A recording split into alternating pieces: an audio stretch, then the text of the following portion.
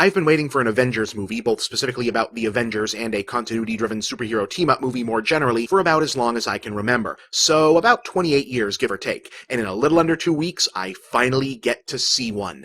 Actually, that's not totally true. It's most of you who will have to wait almost 2 weeks to see the Avengers. I get to see the Avengers a couple of days from now, because things like that are my consolation prize for working on and within the internet. Ugh.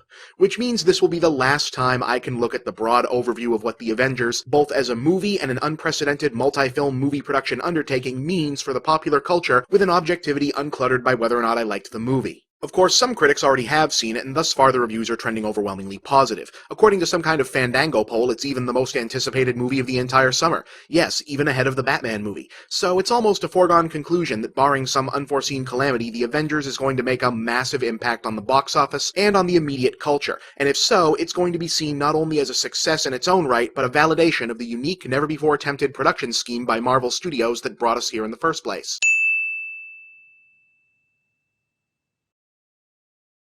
Continuity has long been the lifeblood of geek culture in the realms of comics, literature, and even television, but in film it was long considered too complicated to maintain. You had long-running series with internal mythology or the occasional leap back and forth between related media, but never anything as tightly unified as, to use the most relevant example, superhero comics, which exist in a publisher-contained universe and leap in and out of each other's stories like passers-by on a crowded street.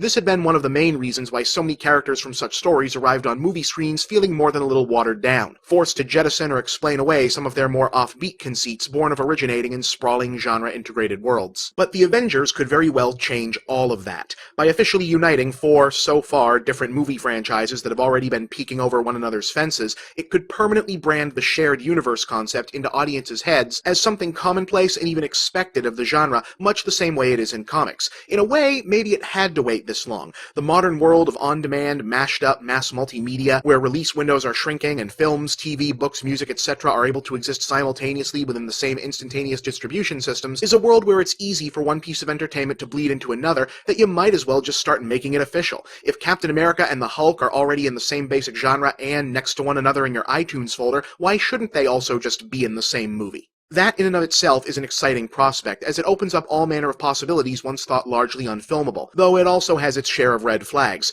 Right now, continuity in superhero movies is a fun little game and a way of rewarding those in the audience who thought to pay attention, which is how it used to be in comics. But from about the early 1990s onward, it became an overused, endlessly repeating crutch that wound up sucking all the oxygen, to say nothing of fun, out of the genre. The prospect of getting, say, a Secret Wars or a Crisis movie is kind of thrilling. The prospect of suffering through a Countdown or One More Day movie, not so much. Do I want Iron Man 3 to address how much Tony Stark's day-to-day life changes after he's spent the Avengers hanging out with Viking gods and fighting aliens? Yes. Do I want Incredible Hulk 2 to be devoted to some convoluted explanation for why Bruce Banner used to look like the guy from Fight Club, but now he looks like the guy from Just Like Heaven? No. On the other hand, I'm actually a bit more interested to see what kind of effect the potential mainstreaming of the shared fictional universe concept could have outside of this one genre. Like I said, this kind of storytelling feels tailor-made for the age of on-demand and Netflix, and since continuity first entered comics as a way to draw fans of one book into reading other books, one can only assume Hollywood would welcome the chance to turn a tangential connection to one movie into a selling point for another. Like, say you're making a romantic comedy that requires there to be like a cop in a supporting role for this or that story point. If you've also got a big cop movie in production, maybe have that same cop be the cop in the other movie. Presto! Now maybe people who like that character go to see both movies when they might have only seen one. Now granted, this could also easily be abused. I'd really rather not see every single generic stunt cast character from Expendables 2 get their own ongoing series, for example, but the possibilities are intriguing. Here's another one. If your studio decides to make a bunch of war movies, instead of having to come up with a different generic version of Al-Qaeda every time, just make up one and keep using it. See? Now you've got a series. Heck, you could even do crossovers, and not just the jokey ones like Freddy vs. Jason either, ones that actually make non-ironic sense. Hey, like, what if Mark Wahlberg's cop from The Departed went after Ben Affleck's crook from The Town?